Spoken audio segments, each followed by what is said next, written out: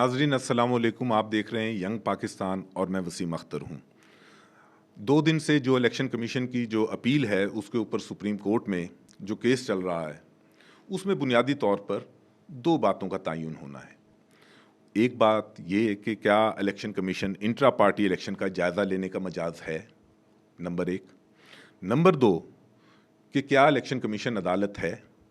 इन 2 चीज़ों का फैसला होना है और इस 2 चीज़ों के ऊपर जैसा कि बैरिस्टर अली ज़फ़र ने कहा कि बिल्कुल वाज़े है और सुप्रीम कोर्ट के इस हवाले से फैसले मौजूद हैं कि इंतखाबी निशान के साथ इलेक्शन लड़ना सियासी जमातों का हक है और आर्टिकल 17 जो है कॉन्स्टिट्यूशन का वो बड़ा वाज़े है।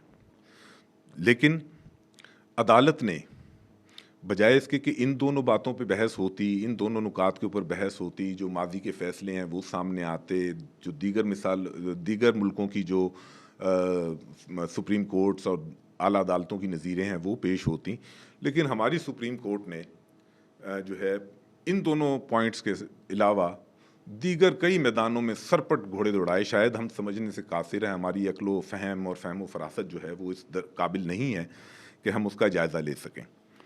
लेकिन एक बात आज जो है वो बिल्कुल वाज़े हो गई कि 8.5 लाख के करीब पीटीआई के मेंबरान हैं। उनमें से सिर्फ 14 लोगों ने इतराज़ किया है इलेक्शन के ऊपर और उसको लेके इलेक्शन कमीशन जो है वो इलेक्शन कमीशन की जो है वो इज़्ज़त और बेइज़्ज़ती का मामला बन गए हैं और इलेक्शन कमीशन वो उसके ऊपर उन्होंने जो करोड़ों लोगों की जिन्होंने वोट देना है पार्टी सिंबल पे पीटीआई को, उनको महरूम किया जा रहा है। शायद वो 14 लोग जो हैं वो बहुत आला वरफ़ा हों और बाकी जो लोग हैं वो शायद निचले दर्जे के शहरी हों और यही मामला सुप्रीम कोर्ट में भी नज़र आ रहा है। तो वो खबीब जालिब की एक नज़म थी, खाक हो गए नगीने लोग, हुक्मरां बन गए कमीने लोग। तो वो जो नगीने लोग हैं उनको खाक होने से बचाने के लिए इस वक्त इलेक्शन कमीशन और सुप्रीम कोर्ट ने सर धड़ की बाजी लगाई हुई है और हमें जो है वो शायद हम इतनी अक्ल नहीं रखते कि हम उन नगीनों को पहचान सकें। तो बहरहाल आज मैं आपके सामने पेश करता हूं कि आज अदालत ने फैसला तो इन 2 पॉइंट्स का करना था, लेकिन वो किस किस मैदान में दौड़ी वो मैं आपके सामने रख देता हूं। और आज अदालत ने जो पीटीआई के इलेक्शन हैं उनकी छानबीन इलेक्शन कमीशन ने तो खैर क्या की होगी, जो अदालत ने की। अब जिन जिन मैदान में घोड़े दौड़ाए गए वो आपके सामने मैं उसका एक चंद नुकात जो हैं वो मैं पेश करता हूं। एक तो उन्होंने कहा कि सियासी जमातों के अंदर भी जमहूरियत होनी चाहिए।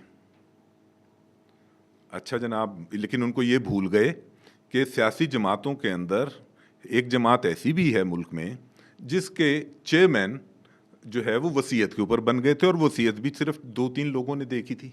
आम लोगों ने, जो पार्टी के बाकी मेंबरान हैं, उन्होंने तो वो देखी नहीं थी, आज तक कभी सामने भी नहीं आई, लेकिन वो जो है वो पार्टी के चेयरमैन बन गए उस वसीयत के ऊपर। ठीक है जी, वो भी खैर कोई जमहूरियत का नया अंदाज होगा जो शायद ये लोग समझते हैं, हम नहीं समझते।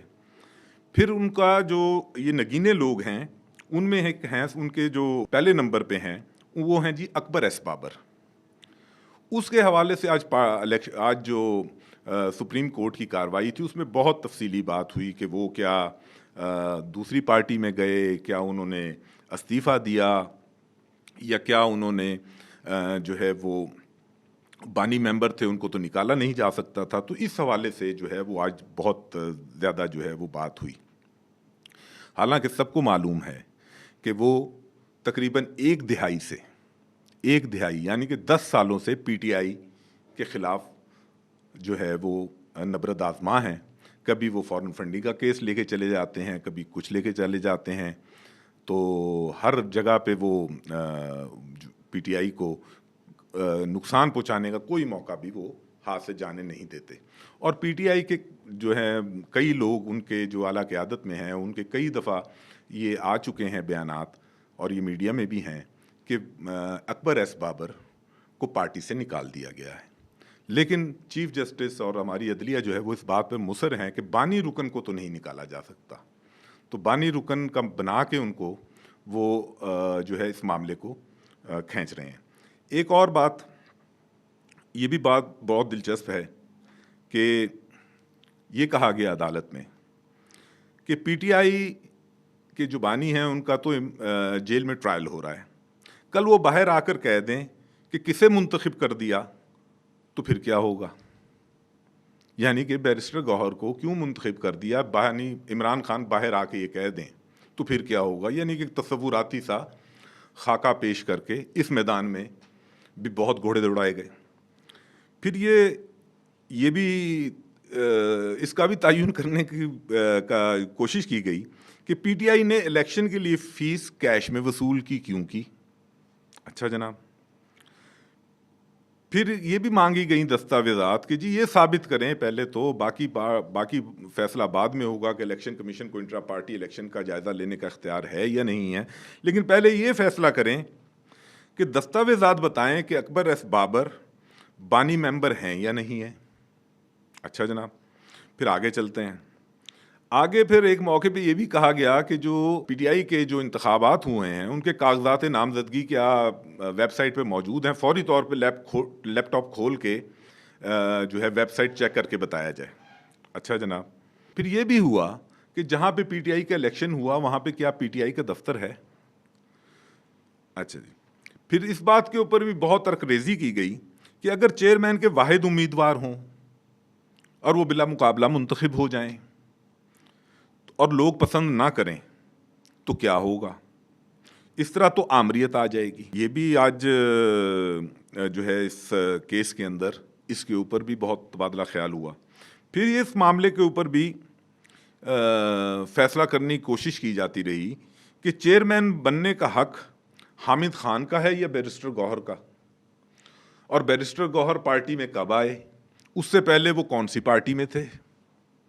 اس بات کے اوپر بھی فیصلہ جو کرنا ہے اس کے اوپر آنے ہی نہیں دیا جا رہا. اس کے حوالے سے بار بار علی ظفر اس نقطے پہ آنے کی کوشش کر رہے تھے اور ان کو بتا رہے تھے کہ یہ چیزیں ہیں، یہ فیصلے ہیں، آئین کا آرٹیکل یہ کہتا ہے، لیکن اس طرف نہیں.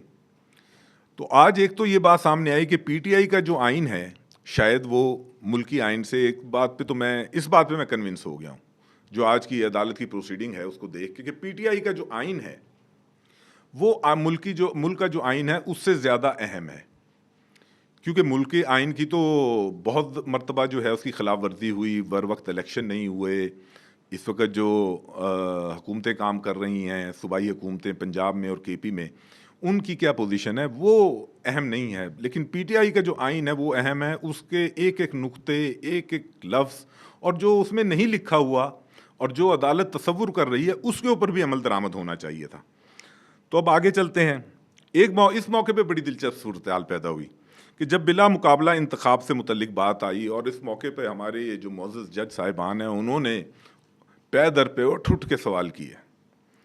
تو جب ان کو یہ بتایا گیا کہ مریم نواز بھی بلا مقابلہ منتخب ہوئی تھیں اور مسلم لیگ نون جو ہے ان کے تمام عہدیدار بھی بلا مقابلہ منتخب ہوئے تھے، تو اس کے بعد پھر معاملہ جو ہے وہ جھاگ کی طرح بیٹھ گیا. اور پھر یہ کہا گیا کہ بلا مقابلہ پارٹیوں میں، انتخابات پارٹیوں میں ہوتے رہتے ہیں، اس پر تبصرہ نہیں کریں گے. اچھا، پھر یہ جو بات آئی کہ الیکشن کمیشن کے پاس الیکشن سمبل لینے کا اختیار ہی نہیں ہے، وہ جو ہے وہ جرمانہ کر سکتی ہے اور 2 لاکھ روپے تک جرمانہ کر سکتی ہے. اور اس حوالے سے جو ہے وہ مثال بھی دی گئی کہ جناب آج ہی اے این پی کے کی جو 20,000 روپے جرمانہ کیا گیا ہے اور ان کا الیکشن سمبل لالٹین جو ہے وہ بحال کر دیا گیا ہے. تو صرف الیکشن کمیشن جو ہے وہ جرمانہ کر سکتا ہے. لیکن اس کے بعد پھر چیف جسٹس نے کہا کہ الیکشن کمیشن کے پاس انتخابی نشان لینے کے علاوہ کوئی ہتھیار نہیں ہے. پی ٹی آئی کے حوالے سے تو کوئی ہتھیار نہیں ہے، لیکن باقیوں جگہ شاید ہے. تو لیکن ہمیں تو یہی سمجھ آیا کہ یہ جو ہے پی ٹی آئی کے لیے ہے، لیکن باقی جماعتوں کے ساتھ آج ہی ہوا تو اس کے حوالے سے کوئی بات نہیں ہوئی. تو ایک موقع پہ یہ بھی کہا گیا، اس بات بھی بحث ہوئی کہ کل بیرسٹر گوہر اگر وزیر اعظم بن گئے تو کیا پارٹی کے لوگ انہیں جانتے ہوں گے. اچھا پھر پی ٹی آئی کی فورن فنڈنگ کا جو معاملہ ہے اس کے اوپر بھی بات ہوتی رہی، لیکن سپریم کورٹ کے معزز ججز کو جو باقی ممبران ہیں، باقی جو پارٹیاں ہیں، ان کی فورن فنڈنگ کے کیسز بھی الیکشن کمیشن میں زیر التوا ہیں، اس کے اوپر انہوں نے کوئی بات نہیں کی۔ اچھا جناب، تو اس بات پہ بھی بات ہوئی کہ جب کیس لاہور میں چل رہا تھا تو P T I Peshawar high court کیوں گئی؟ تو یہ تمام معاملات تھے جن کے اوپر آج جو ہے وہ بحث ہوتی رہی، اور اس کا نتیجہ جو بھی نکلے گا وہ آپ کے سامنے ہی ہے۔ آج جس وقت یہ پروسیڈنگ چل رہی تھیں سپریم کورٹ میں، تو اس موقع پہ وہ جو تصدیق کا ایک پہلو ہوتا ہے پی ٹی آئی کے لوگوں کے لیے، جو پی ٹی آئی کے وکلا ہیں ان کی تصدیق کی جاتی ہے عدالت کی طرف سے، یہ ہم مسلسل دیکھتے آ رہے ہیں۔ تو نیاز اللہ نیازی جو پی ٹی آئی کے جو لائر بھی ہیں سپریم کورٹ کے اور پی ٹی آئی کے الیکشن کمشنر بھی تھے، ان کی تصدیق شروع کی گئی اور ان کو کہا گیا کہ جی سینئر کو بات کرنے دیں، اور پھر نئے چہرے آتے رہتے ہیں، نئے لوگوں کی شمولیت سے شکوک پیدا ہوتے ہیں، اور با اثر افراد جماعت کو جو ہے وہ قبضہ کر لیتے ہیں۔ تو پھر وہ بھی اپنا طیش میں آ گئے اور انہوں نے چیف جسٹس کے ساتھ جو ہے ان کی تکرار ہو گئی، اور پھر فوری طور پہ اور انہوں نے اپنے بیٹے کا معاملہ بھی اٹھا دیا، اور انہوں نے کہا کہ آپ یہ ایسا میرے ساتھ جو کر رہے ہیں وہ کیوں کر رہے ہیں، اور میرا بیٹا جب آپ کے پاس انٹرویو کے لیے آیا تھا تو آپ نے اس سے بھی پی ٹی آئی کے سوالات پوچھے تھے۔ تو پھر جب کوئی جواب نہیں بنا تو پھر قاضی فائز عیسیٰ نے فوراً جو تھا وہ پروسیڈنگ ختم کرنے کی دھمکی دے دی۔ تو اس طرح یہ معاملات بہرحال وہ جو ہیں بیرسٹر علی ظفر نے جو ہے وہ معافی مانگ کے معاملہ آگے بڑھا دیا۔ تو یہ آج کے سارے دن کی کارروائی تھی۔ اب جو فیصلہ ہوگا وہ تو نظر ہی آ رہا ہے، لیکن اور دوسری بات یہ ہے کہ 7 بجے تک کا ٹائم تھا پارٹی ٹکٹ جمع کرانے کا، اس وقت 7 بجنے والے ہیں۔ تو میرا نہیں خیال کہ اگر کوئی فیصلہ، اول تو جو فیصلہ آنا ہے وہ سبھی کو پتہ ہے، لیکن اگر کوئی فیصلہ خود جو ہے چلیں خوش فہمی میں مبتلا ہوتے ہوئے ہم یہ سوچ لیں کہ فیصلہ دوسری طرف صورت میں آ جاتا ہے، تو پھر ٹائمنگ کا مسئلہ بن جائے گا، وہ پارٹی ٹکٹ کیسے جمع کرائے جائیں گے۔ تو غرض یہ ہے کہ پی ٹی آئی کو ہر طریقے سے ختم کرنے کی کوشش کی جا رہی ہے، لیکن جو ہے وہ جو بات ہے کہ اسے نہیں معلوم تاریخ کیا سکھاتی ہے، رات جب کسی خورشید کو شہید کرے، صبح ایک نیا سورج تراش لاتی ہے۔ تو یہ جو عوامی تحریکیں ہوتی ہیں یہ اس طرح ختم نہیں ہوتی جبر سے اور تشدد سے، یہ اپنے منطقی انجام پر پہنچ کر ہی رہتی ہیں۔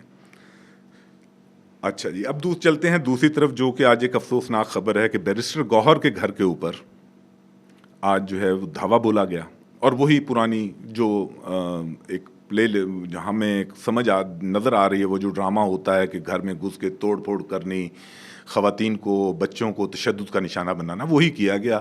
بیرسٹر گوہر کے گھر پہ ان کے بیٹے کو، ان کے بھتیجے کو، ان کے ملازم کو مارا گیا، ان کی اہلیہ کے اوپر بھی تشدد کیا گیا۔ تو اس حوالے سے پھر ایک بڑی دلچسپ جو ہے توجیہ ہمیں آئی جی اسلام آباد، جو کہ اتنے مضبوط ہیں، جن کو الیکشن کمیشن بھی نہیں ہٹوا سکا، ان کی جانب سے پیش کی گئی۔ انہوں نے کہا کہ جی ہمیں نہیں معلوم تھا کہ بیرسٹر گوہر کا گھر ہے، ہمیں اطلاع ملی تھی کہ وہاں پہ کچھ اشتہاری چھپے ہوئے ہیں، اس لیے ہم نے چھاپا مارا۔